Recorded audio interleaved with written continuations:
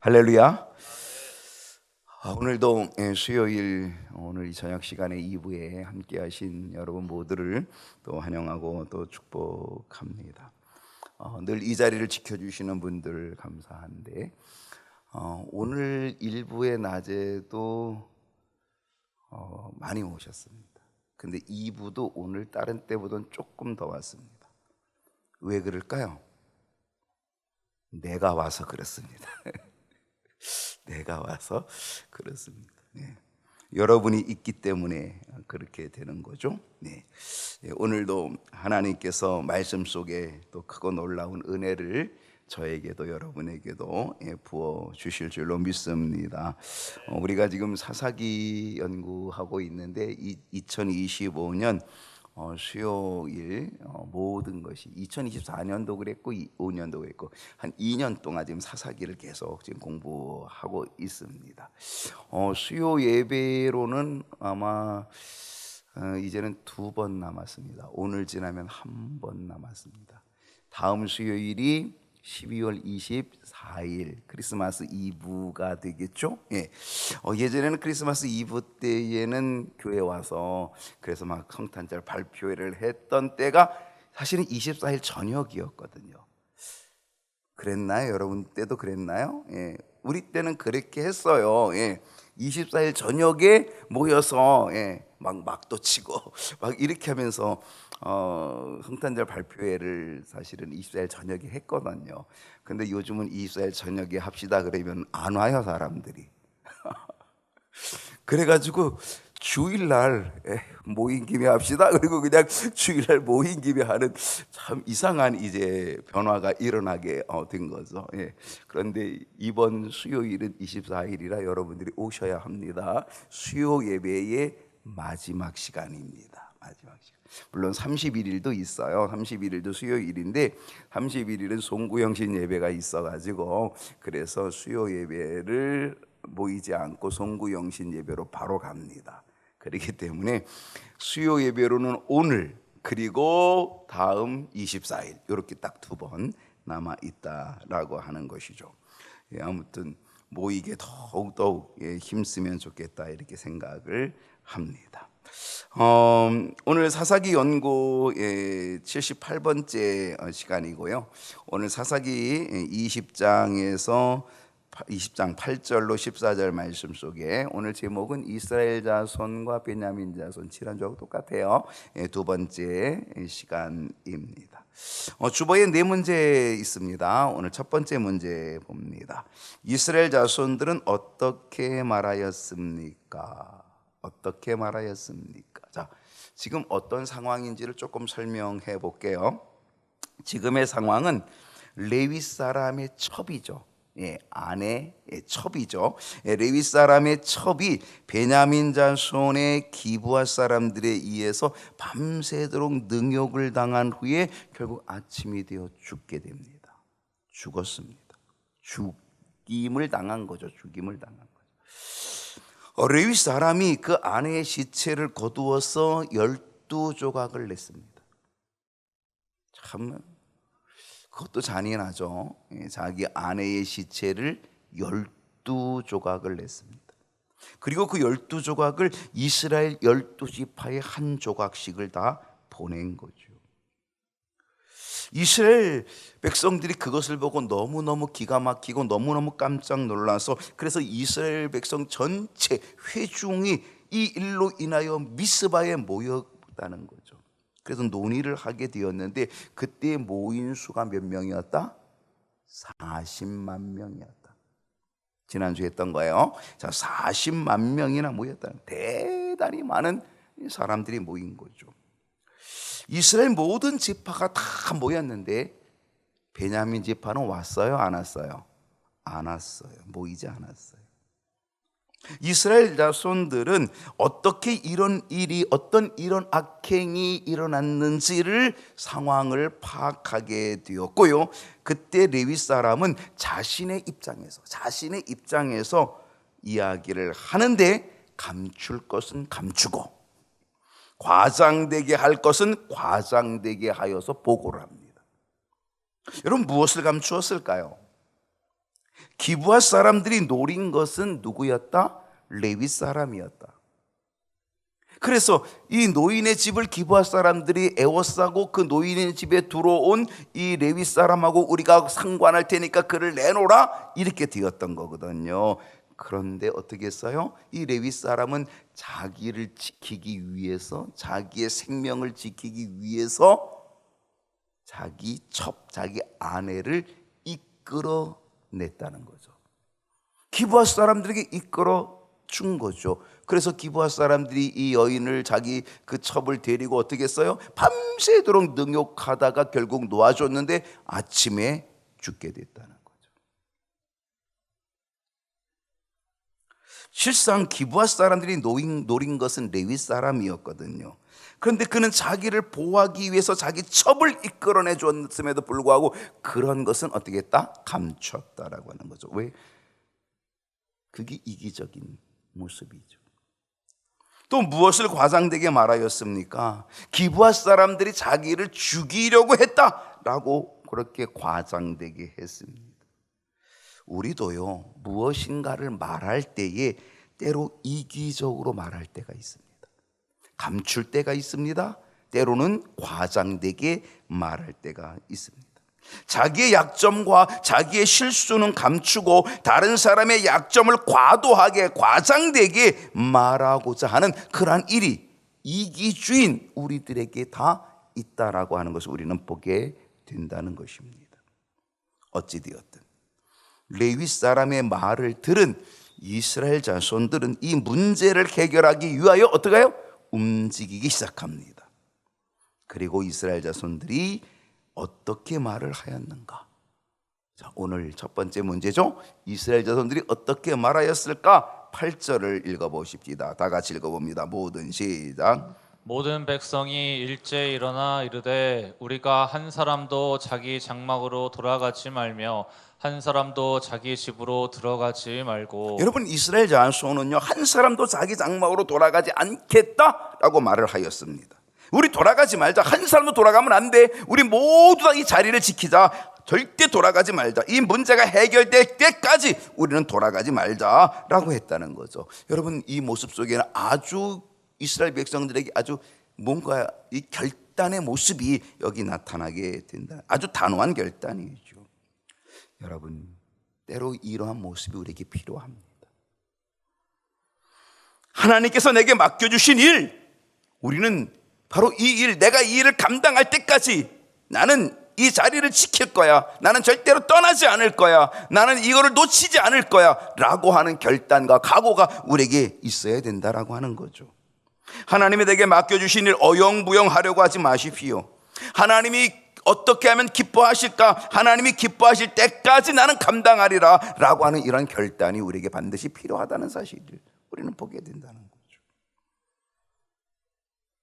오늘 이스라엘 자손들은 뭐라고 말하였다고요?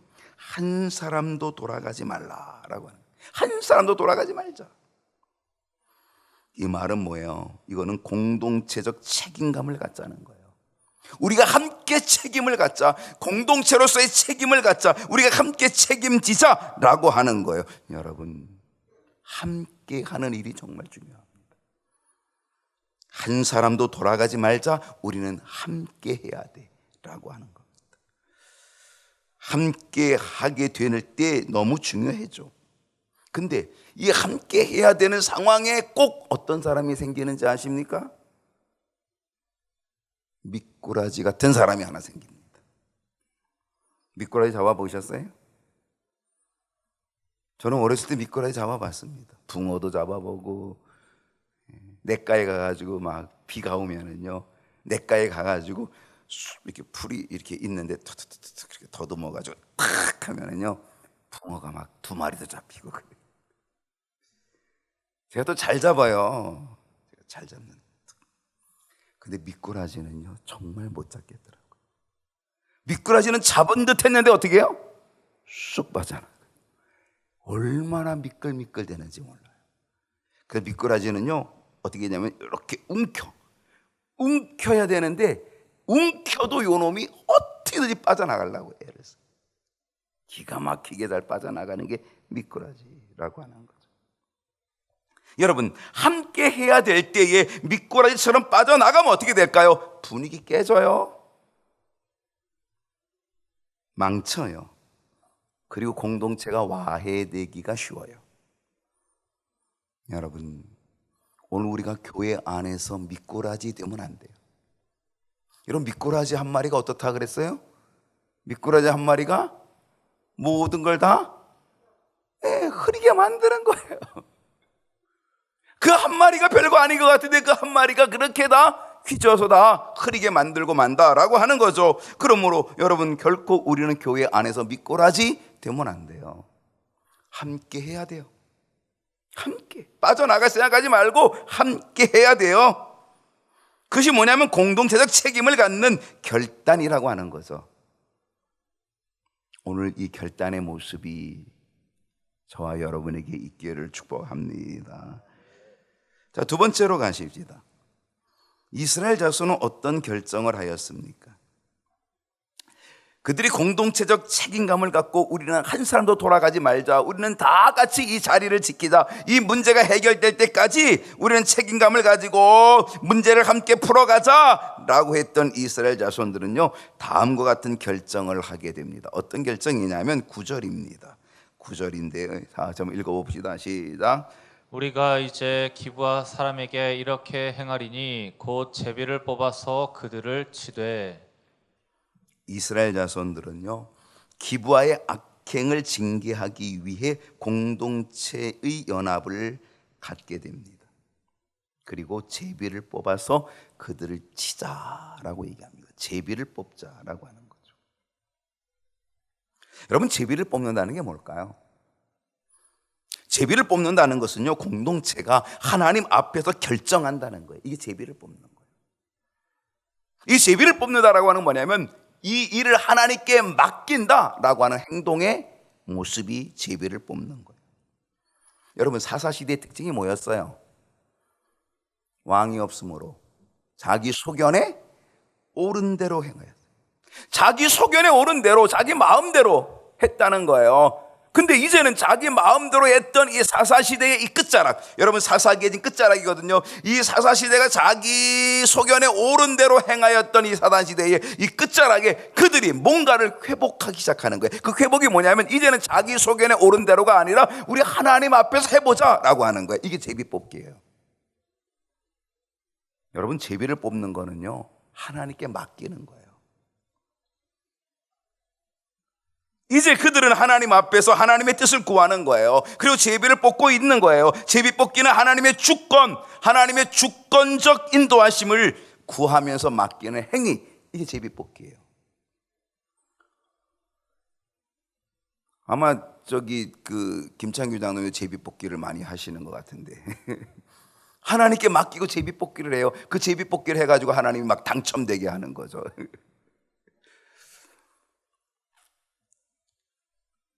성경에 보면요, 제비 뽑기가 언제 있었냐면요, 여러 번 나타나요. 여호수아가 이스라엘 백성들을 데리고 가나안 땅에 들어가잖아요. 그 가나안 땅에 들어가가지고 이스라엘 백성들에게 땅을 분배해요. 땅을 분배할 때 어떻게 분배했어요? 제비 뽑았어요. 왜 제비 뽑았게요? 하나님이 너희들에게 주신 땅이야 라고 하는 거예요. 만약에 여호수아가 제비 뽑지 않고 베냐민 지파는 여기 가져, 유다 지파는 여기 가져, 그러면 어떻게 할까요? 난리 뽀가지 나는 거죠. 왜 우리는 이런 땅 주냐고, 왜 이런 험악한 땅 주냐고, 왜 우리는 이렇게 좁은 땅 주냐고 막 난리를 쳤을 거예요. 그러니까 어떻게 해서 제비 뽑자. 그래가지고 제비를 뽑으니까 하나님이 필요한 대로 다 그 지파대로 나누어 주시는 거예요. 하나님은 사정을 너무 잘 알잖아요. 하나님은 그 모든 것들을 다 알잖아요. 그러니까 하나님께 맡기고 제비를 뽑으니까 하나님이 그 지파에 맞는 땅을 다 하나님이 주시는 거예요. 그러니까 뭐예요? 불평이 없는 거예요. 만약에 제비 안 뽑았으면 다 불평하고 다 원망하고, 그래서 아마 여호수아가 견디기 어려웠을 거예요. 하나님 앞에 제비 뽑으니까 아무 소리 못 하는 거예요. 왜? 그것은 하나님의 주권을 인정하는 거예요. 제사장들이요, 당직을 쓰는 순번을 정할 때에 제비를 뽑아요. 그 제비를 안 뽑으면 어떻게 되겠어요? 나는 쉬고 싶은데 왜 날 뽑냐고 그러고 불평해요. 근데 제비를 뽑으면 공평해요. 이날에 뽑든 전날에 뽑든 제비를 뽑은 거니까, 자기가 제비를 뽑은 거기 때문에, 하나님 앞에서 뽑았기 때문에 거기는 불평할 것이 없어요. 핑계할 것도 없어요. 왜? 그건 공평한 제비를 뽑았기 때문에 그래요.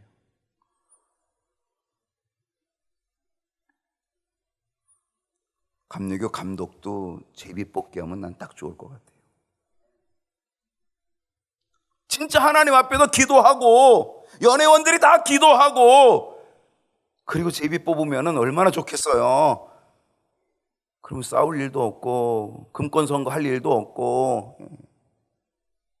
진짜 얼마나 하나님께 맡기니까 와 진짜 하나님이 뽑으셨다라고 다 그렇게 인정하고 그러면 되잖아요. 사실 제비 뽑기 될 뻔했는데 법을 개정하는데 이게 몇 표 차로 모자라가지고 안 됐거든요. 근데 지금은 이제 제비 뽑기라는 얘기조차도 안 나오고 있어요. 하나님이 요나의 죄를 찾을 때도 어떻게 했어요? 니네로 가라는데 다시스로 도망갔던 그래서 풍랑을 일으켜가지고 이 풍랑의 원인이 누구인지 제비 뽑자. 그 제비를 딱 뽑았는데 누구한테 뽑혔어요? 요나한테 딱 뽑혔잖아요. 하나님이 하시는 거예요. 하나님 앞에 제비를 뽑으면요, 하나님이 하시는 거예요, 일을. 여러분, 제비는 사람이 뽑지만 그 손을 이끄시는 분은 하나님이셔요. 사실 우리 성경은요, 이것도요, 이 66권이잖아요. 여러분, 이 성경도 이거를 누가 뽑았어요? 사람이 뽑았어요. 그러나 사람이 뽑았지만 그 사람의 손을 이끄신 분은 하나님이신 줄로 믿습니다. 하나님이 이렇게 뽑게 하신 거예요. 그래서 66권 성경을 만들어낸 거예요.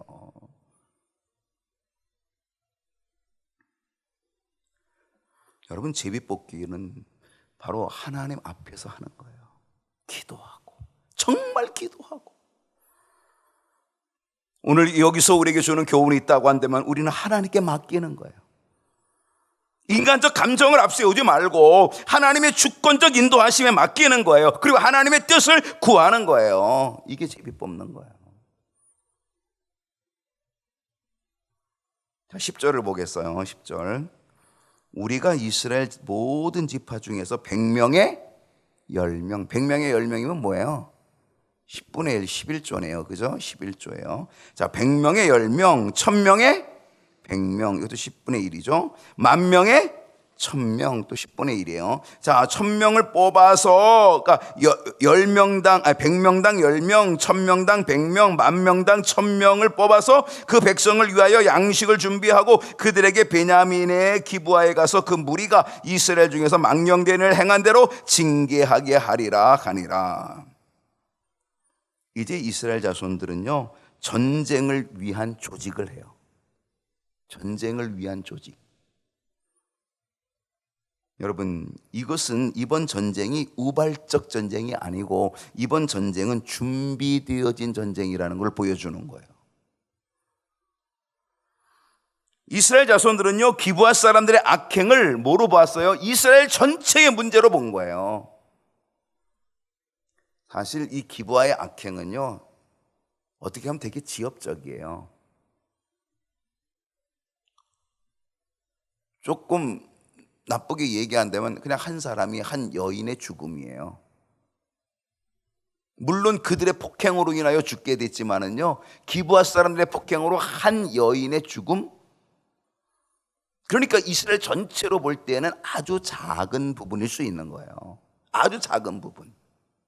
근데 이스라엘 백성들은요, 이것을 가지고 어떻게 했어요? 작은 것으로 여기지 않았어요. 이것을 어떻게 했다고요? 이스라엘 전체의 문제로 인식했다는 거예요. 그건 뭐예요? 바로 온 나라의 거룩함을 위협할 수 있는 존재라는 거예요. 이 작은 거지만 이 작은 것이 온 나라의 거룩함을 위협한다. 이거를 보고 어떻게 했어요? 그들이 함께 한 마음으로 이 일을 단호하게 대처하기로 한 거예요.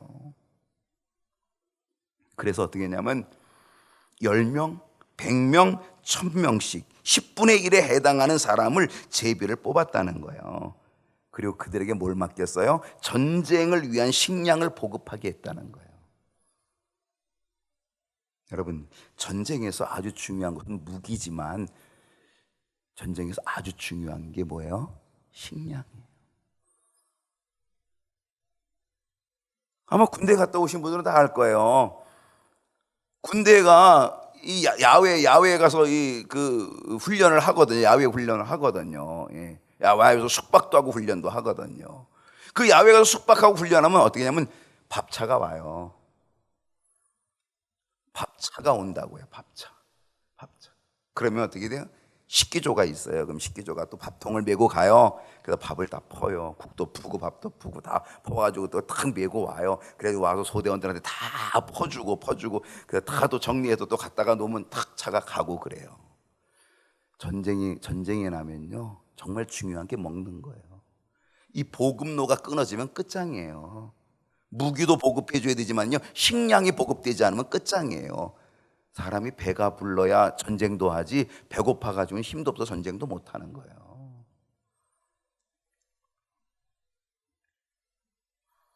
몽골 제국이요, 그 징기스칸 그 몽골 제국이 아시아뿐 아니라 유럽의 일부분을 점령했잖아요. 그 몽골이라도 어마어마한 땅을, 아마 이 세계에서 제일 큰 땅을 점령한 나라는 아마 몽골 제국일 거예요. 가장 큰 땅을, 로마보다도 훨씬 더 큰 땅을 장악한 그 나라가 몽골, 징기스칸 있었던 그때죠. 근데요, 그들이 그렇게 전쟁을 해서 큰 땅을 차지할 수 있던 이유는 딱 두 가지예요. 하나는 기병의 기며, 말, 아주 빠른 속도죠. 말. 그 빠른 속도의 말을 가지고, 기마병을 가지고 움직였기 때문에 넓은 땅까지 갈 수 있었던 것이고, 또 다른 건 뭐냐면 그 멀리 가면은 뭐예요? 식량이 문제가 되잖아요. 근데 식량을 자급자족했다는 거예요. 뭐로 자급자족했을까요? 육포예요, 육포. 그들이 그 몽골에서 제일 발달되어 있는 게 육포예요. 그리고 또 하나 있어요. 우유를 굳혀서 만드는 거예요. 먹어보신 분 있어요? 저는 먹어봤어요. 옛날에 우리 간산이 몽골 분들이었잖아요. 우리는 겨울철이 되면 겨울철 준비를 뭐 했냐면은 1년 겨울철 되면은 뭐 했냐면 김장을 하잖아요. 김장. 지금 안 하는 사람도 꽤 많지만 사 먹으니까. 근데 옛날에는 다 했다고요. 왜? 김장을 안 하면 겨울을 넘기기가 어려운 거예요. 그래서 김장을 했다 그러면 겨울을 든든하게 보낸다. 어쨌든 이 김장만 있으면은 그냥 밥하고 김치 있으면 먹는다, 이런 거거든요. 근데 몽골 사람들은요, 우리가 김장을 하듯이 그들은 겨울에 뭘 하냐면 이 우유를 굳혀요. 거기는 뭐가 많아요? 양도 많고 막 그러잖아요. 그 양젓 이런 것들 다 이렇게 굳혀가지고 그걸 딱딱하게 만들어요. 그래서 그거를 1년치를 이제 모아두는 거예요. 그거를 먹는 거예요. 우리가 김장 먹듯이. 그래서 그때 그 대기 간사님이 나보러 뭘 하나 이렇게 허연 걸 하나 줘요. 딱딱한 걸. 이게 뭐냐 그러니까 이거 먹어보래요. 그래서 먹었더니 먹을 수가 없는 거예요. 우리 입맛에는 안 맞아요. 못 먹는 거. 먹기가 어렵더라고요. 이게 뭐냐 그랬더니 자기네들이 1년 동안에 우리나라 김장하듯이 그걸 준비한다는 거예요. 겨울에. 그걸 먹는다는 거예요. 그게 굉장히 고단백이잖아요. 그걸 굳혔으니까 우유를. 그리고 거기다 육포. 얼마나 고단백이에요. 그러니까 이들은 그거를 가지고 나가서, 그래서 그거로 자급자족하면서 전쟁을 하니까 어디든지 갈 수 있는 거죠. 그러니까 그 넓은 땅을 다 지배할 수 있게 되었다는, 대단한 거죠. 여러분, 육적인 전쟁에서 중요한 것은 뭐다? 무기도 중요하지만 육적인 전쟁에 중요한 건 식량 보급이에요. 먹는 거에 식량 보급. 그렇다고 한다면요, 여러분, 영적인 전쟁에서 중요한 것은 뭘까요? 영적인 전쟁에서 중요한 건 뭐겠어요? 식량 보급이에요. 여러분, 육적인 전쟁에 중요한 게 식량 보급이라면 영적인 전쟁에서 중요한 게 식량 보급 아니겠어요? 말씀의 양식이 공급돼야 돼요. 그래 영적인 싸움을 하는 거예요. 기도의 양식이 보급돼야 돼요. 그래 영적 싸움을 하는 거예요. 거기에다가 성령 충만의 양식이 공급되면 반드시 승리하는 역사가 일어나게 될 줄로 믿습니다.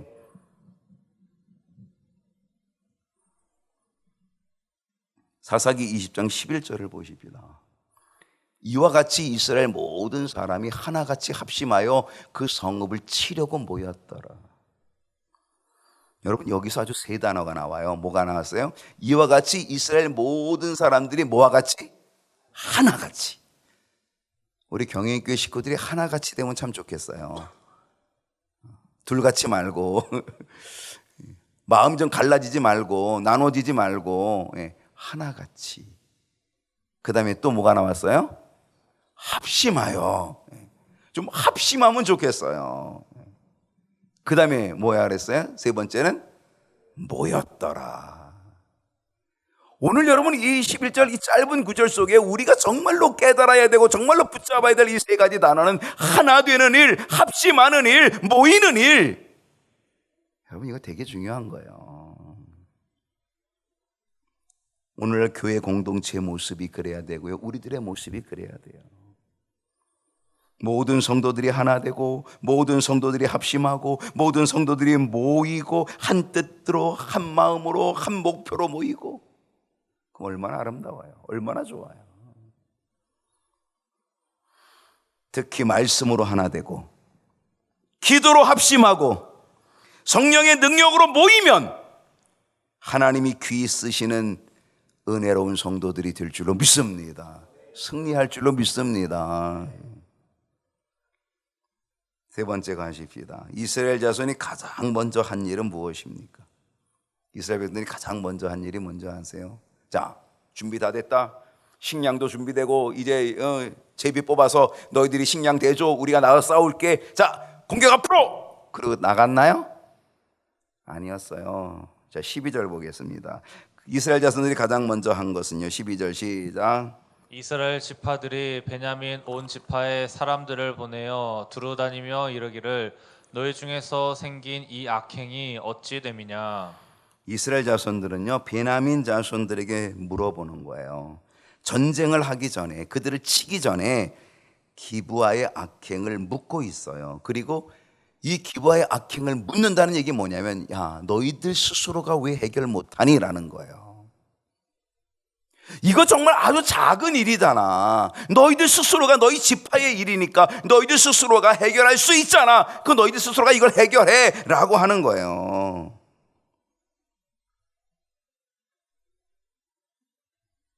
자, 13절 상반절을 볼게요. 그러면서 이스라엘 자손들이 뭐라고 얘기했냐면, 그런즉 이제 기브아의 사람들 곧 그 불량배들을 레위 사람의 첩을 폭행으로 그냥 밤새도록 능욕해가지고 죽게 만들었던 그 기브아 사람들의 그 불량배들이죠. 불량배들. 사실은요 많은 수는 아니에요. 그 불량배들을 우리에게 넘겨줘라. 그러면 우리가 그들을 징계하고 그들을 쳐 죽여서 이스라엘 중에서 악한 것을 제하여 버림이 마땅하다. 그렇게 이 문제 해결하자. 이렇게 얘기한 거예요. 그러면 어때야 돼요? 알았다. 우리가 그렇게 하겠다. 우리가 스스로 우리의 문제를 찾아내고, 그리고 우리 집밥 사람들 중에서 그 기브아 민족 중에서 그 악한 자들을 우리가 추려내가지고 그 주동자들을 내가 너희들에게 넘겨줄 테니 너희들이 그럼 알아서 처리해라. 그리고 이 문제 해결하자. 이러면 간단한 거예요. 해결이 금방 되는 거예요. 쉽게 될 수 있는 거죠.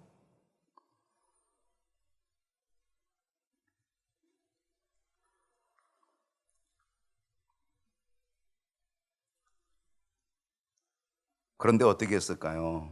그들이 그렇지 못하였다는 사실이죠. 여러분, 죄는요 도려내면 돼요. 그런데 우리가 그 일을 하지 않으면, 그 작은 것을 도려내지 못하면 그 죄는 어때요? 전염이 돼요. 그 죄는 어떻게 돼요? 전체에 파멸을 주고 말아요. 그게 무서운 거예요. 죄의 전염성 무서운 거죠. 여러분, 나의 작은 죄를 묵인하면 안 돼요. 나의 작은 죄를 묵인하면 어떻게 되겠어요? 그것이 큰 파멸을 가져오거든요. 그러니까 나의 작은 죄를 빨리 도려내야 돼요. 즉시 회개함으로 도려내야 된다는 거죠.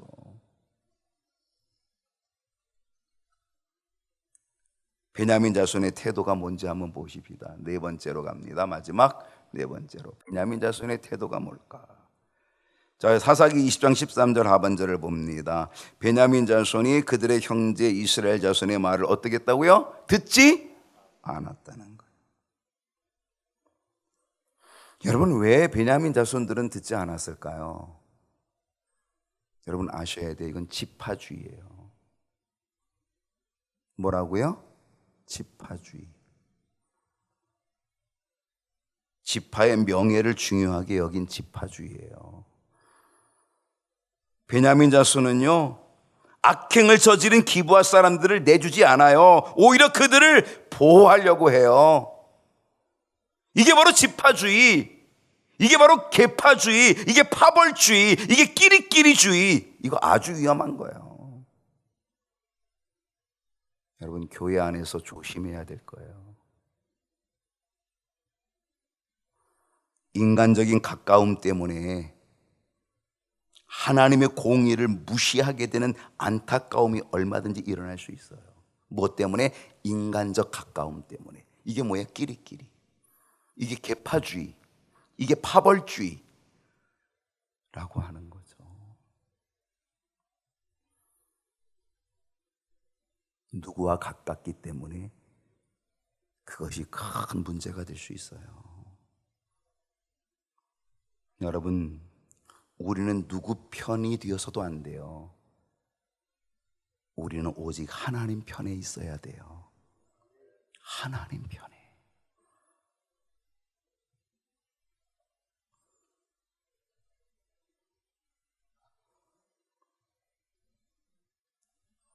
사사기 20장 14절을 보면요, 도리어 성읍들로부터 기브아에 모이고 나가서 이스라엘 자손과 싸우고자 하니라. 오히려 베냐민 사람들은요, 기브아의 불량배들을 내주기는커녕 그들을 보호해요. 그 계파주의 때문에, 그 자기 지파의 명예 때문에, 끼리끼리 때문에, 인간적 가까움 때문에. 그러면서 어떻게 했어요? 오히려 성읍들로부터 기브아에 오히려 그들이 모였어요. 뭐 하자고 모이는 거예요? 전쟁하자고 모이는 거예요.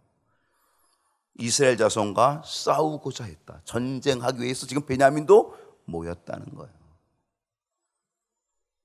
여러분, 계파주의, 지파 중심주의가 불러온 파장이 이거예요. 결국 어때요? 전쟁이 벌어지는 거예요. 호미로 막을 것을 가래로 막지도 못하는 꼴이 된 거죠. 그냥 그 불량배들 조금 내주면 되는 거예요. 몇몇 내주면 그냥 그들을 처리하고, 그래서 이스라엘에서 악을 제거하고 그러면 되는 거예요. 그런데 어떻게 했어요? 그 알량한 자존심, 끼리끼리 인간적으로 가깝다고 그걸 지켜주려고 하다가 어떻게 됐어요? 결국은 파멸의 길로 가는 거예요. 여러분, 우리의 고집과 우리의 아집은요, 엄청난 파멸의 결국이 된다라고 하는 사실을 우리는 깨달아야 돼요. 여러분, 뒤에 나오지만요, 이 이스라엘과 이 이스라엘 자손과 베냐민 지파의 이 전쟁으로 인하여 어떻게 됩니까? 이 베냐민 지파가 거의 다 전멸해요. 몇 명이 남는지 아세요? 600명만 남아요. 600명. 그 지파 사람들이 수만 명이 죽어요. 그리고 600명만 남아요. 그 600명이 그 지파를 일으켜 세우는 데는 얼마나 많은 시간이 걸리겠어요? 그 지파를 다시 만들어내기까지는요. 그 지파가 회복되기는 오랜 시간이 걸릴 수밖에 없는 거죠. 얼마나 어리석은 일이에요. 사람 편에서는 이 계파주의가 바로 이러한 파멸을 초래하는 거죠. 이제 우리는 사람 편에서는 계파주의가 아니라 우리는 말씀 위에서는 신앙주의, 하나님 중심주의가 돼요.